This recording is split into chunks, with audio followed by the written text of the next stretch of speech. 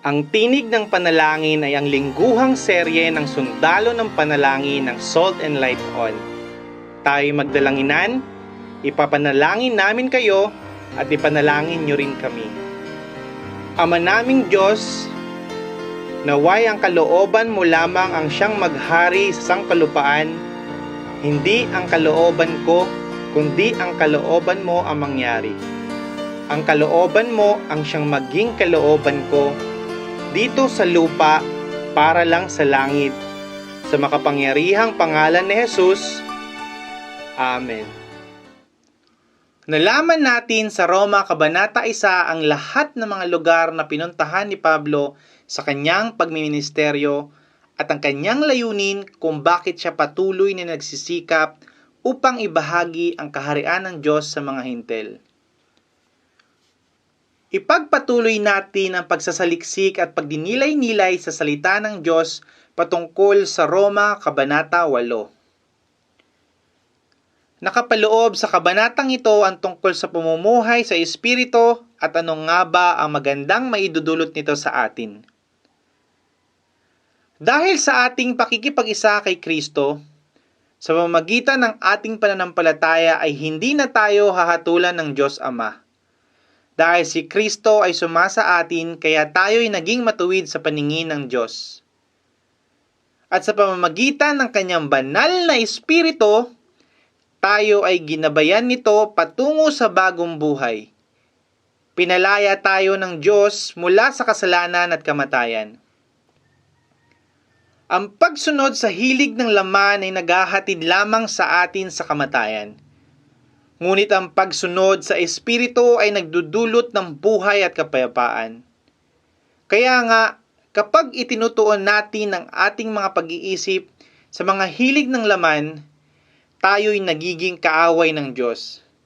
Sapagkat hindi tayo nagpapasakop sa batas ng Diyos at ang nabubuhay ayon sa hilig ng laman ay hindi maaaring kalugdan ng Diyos at walang ibang maidudulot sa atin kundi kapahamakan lamang. Ngunit dahil sa habag ng Diyos at pananampalataya natin sa Diyos, hindi na tayo ngayon namumuhay sa laman.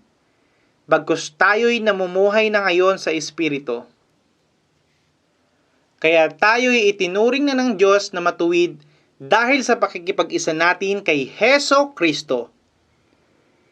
Ang lahat ng pinapatnubayan ng banal na Espiritu ay anak ng Diyos, sapagkat hindi espiritu ng pagkaalipin ng ating tinanggap upang tayo'y mamuhay sa takot. Sa halip, ang ating tinanggap ay ang espiritu ng pagkupkup upang tayo'y gawing mga anak ng Diyos at naging mga karapat-dapat at mga tagapagmana tayo sa kanyang kaharian. Sino ang makakapaghiwalay sa atin sa pag-ibig ni Kristo? Ang kaguluhan kaya? Ang kapighatian? Pag-uusig? Pagkagutom? Kahirapan? Panganib? O kamatayan? Walang anuman o sino man ang makakapaghiwalay sa atin sa pag-ibig ng Diyos. Kaya kung sumasa atin si Kristo, walang sino man o anuman na makakapigil, makakapanakit at makakagalaw sa atin sa kanyang napakalaking pag-ibig. Kaya bilang mga nakatanggap ng Espiritu ng Diyos, mamuhay tayo na ayon dito, dahil hindi na tayo namumuhay ayon sa laman, kundi ayon sa Espiritu, at naninirahan sa atin ang Espiritu ng Diyos. Kaya kung wala sa isang tao ang Espiritu ni Kristo, hindi kay Kristo ang taong iyon. Kaya kung hindi nakikita si Kristo sa ating mga buhay, niloloko lamang natin ang ating mga sarili na ang Espiritu ng Diyos ay sumasa atin. Dahil ang pananampalataya natin sa Diyos ay magbubunga ng mabuting gawa na makikita sa ating mga buhay. Sa lahat ng mga karinig at mga kapanood ng programang ito, mamuhay tayo na ayon sa Espiritu upang makapamuhay tayo ng payapa at kalugod-lugod sa Diyos. Mapapahamak lamang tayo kapag nagpatuloy tayong mamuhay sa laman na sumasalungat sa kalooban ng Diyos sa ating mga buhay. Kaya bilang mga nakarinig ng katotohanan, ipamuhay natin ito at sundin dahil ang lahat ng ito'y para din sa ating mga ikakabuti at ikakaligtas. Tayo'y manalangin. Diyos na mahabagin at mapagmahal, dinadakila ko ang iyong napakataas na pangalan. Kahabagan mo kami, O Diyos. Kailangan ka namin sa aming mga buhay.